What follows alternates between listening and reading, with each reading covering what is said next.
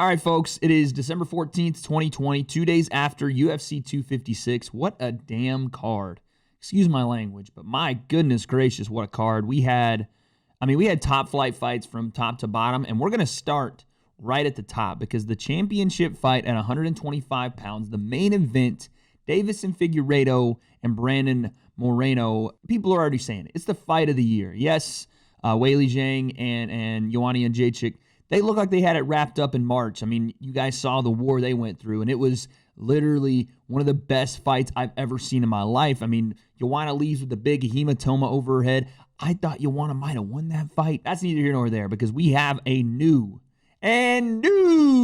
fight of the year, in my opinion, winner, contender at least. The championship fight between Brandon Moreno and Deiveson Figueiredo is going to go down in the history books. This was one of the greatest fights.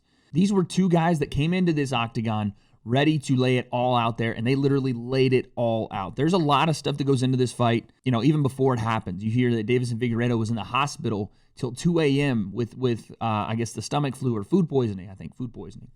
And then you have Brandon Moreno coming into this fight, his story being the last picked fighter on Tough 24, then being released by the UFC just to get picked up and continue to work toward that title once again. I thought that Deiveson Figueiredo, he might get tested early on, but he was going to establish his dominance in this fight against Brandon Moreno, and it just didn't happen that way.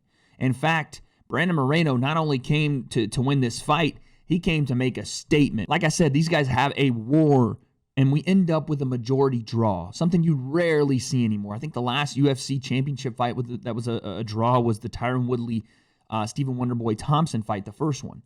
So you rarely see this in title fights. So how did we get there?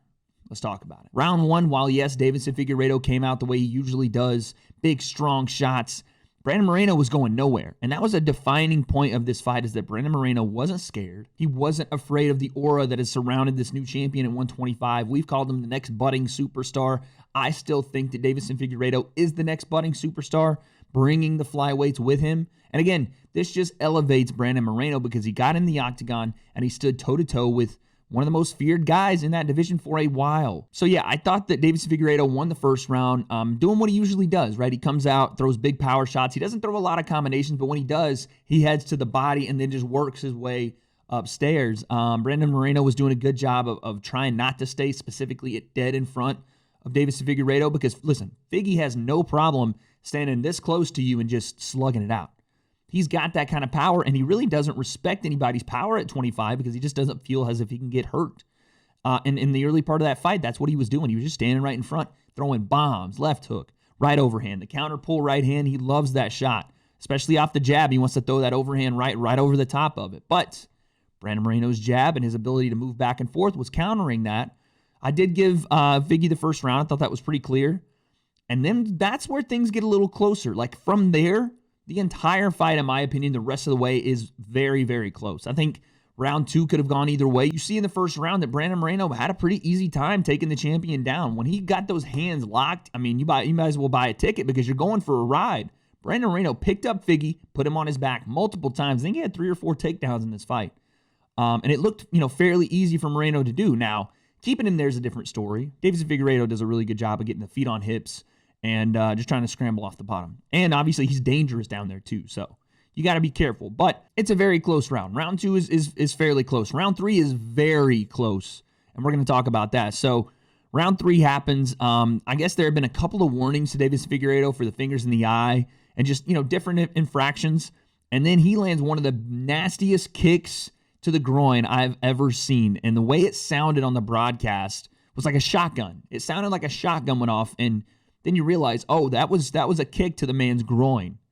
So Brandon Moreno is writhing in pain on the ground. Unfortunately, you never want to see that. And I don't think Deiveson Figueiredo wanted, obviously, to do that.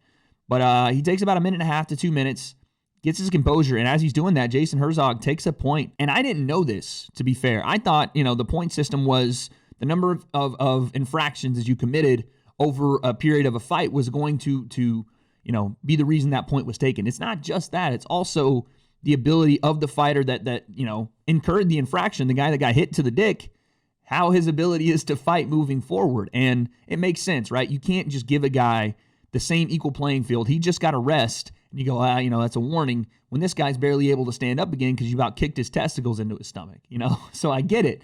I understand it. It makes sense. So they take a point from Deiveson Figueiredo in the third round. And again, Brandon Moreno, in my opinion, it's very close. You could have said Brandon Moreno wins this third round, right? None of the judges gave Brandon Moreno the third round. I'm not calling it egregious. I'm not saying it's a robbery, but it's close. It's really close. If you go back and watch the third, Brandon Moreno doing a good job, even after the kick to the groin, of, again, pumping out that jab, landing big combinations. I think he even had another takedown in the third. If I'm wrong, I apologize. I know he did in the fourth. But you just see that this is not an easy fight to call. And if you do give Brandon Moreno this third round, we might be talking about and new. Round 4, clearly Moreno. Round 5, I think with the takedown toward the end of the round, clearly to Figgy. We get a majority draw. Brandon Moreno with these hematomas all over his arm. Obviously the kick to the groin. Continuing to move forward on one of the biggest power punchers that division's ever seen. And Deiveson Figueiredo continuing to show the heart of a champion. Even if he is getting the point taken away.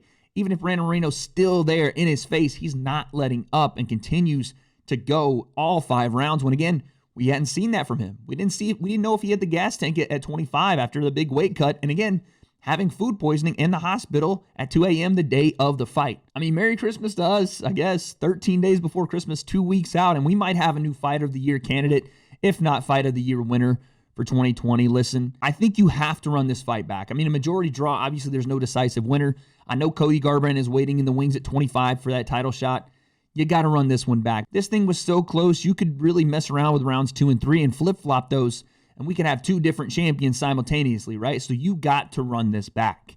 Brandon Moreno, Deiveson Figueiredo, give them some time. Let these guys heal up, for Christ's sake. They just went through a battle.